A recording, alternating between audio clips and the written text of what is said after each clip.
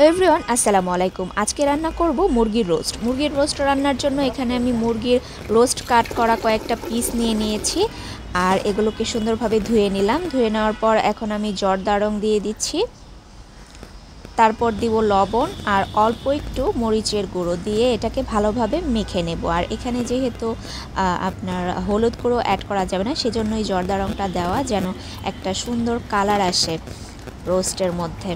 তো চিকেনগুলোকে আমি জর্দা রঙের সাথে ভালোভাবে মেখে নিচ্ছি।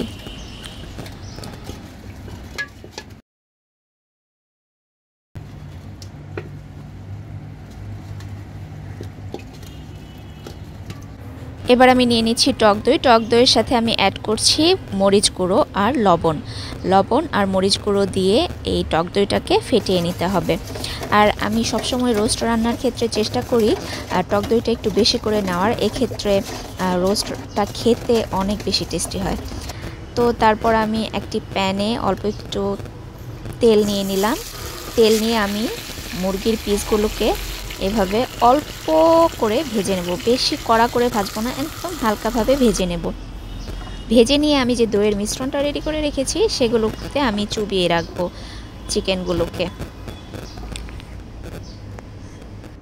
একটু নেড়ে চেড়ে নেব যেন সবগুলো চিকেনের সাথে দইয়ের মিশ্রণটা ভালোভাবে মিশে যায়।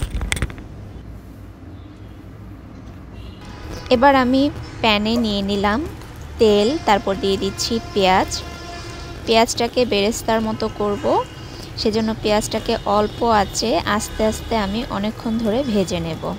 পেঁয়াজ বেরেস্তার ক্ষেত্রে যত অল্প জালে আস্তে আস্তে ভাজা যাবে ততই কিন্তু পেঁয়াজ বেরেস্তাটা ক্রিস্পি হবে এবং অনেকক্ষণ পর্যন্ত এই ক্রিস্পিনেসটা থাকবে। তো আমার পেঁয়াজ বেরেস্তাটা প্রায় হয়ে গেছে। এখান থেকে আমি কিছু বেরেস্তা তুলে রাখবো ডেকোরেশনের জন্য, কিন্তু দুর্ভাগ্যবশত আমার পেঁয়াজটা পুড়ে গেছে। তো তারপর আমি এখানে গোটা মশলা, বাদবাকি যে মশলা যেমন পেঁয়াজ বাটা, রসুন বাটা, আদা বাটা সব কিছু দিয়ে আমি এটাকে ভালোভাবে কষিয়ে নিচ্ছি। অল্প একটু পানিও দিয়ে দিলাম, তারপর মশলাটাকে ভালো মতো আমি কষিয়ে নেব।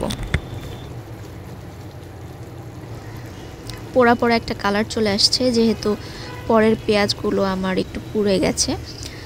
যাই হোক, খেতে মন্দ হবে না। তো তারপর আমি এখানে দিয়ে দিচ্ছি সসটা কিন্তু ইউজ করলে রোস্টের টেস্টটা বহুগুণ বেড়ে যায়।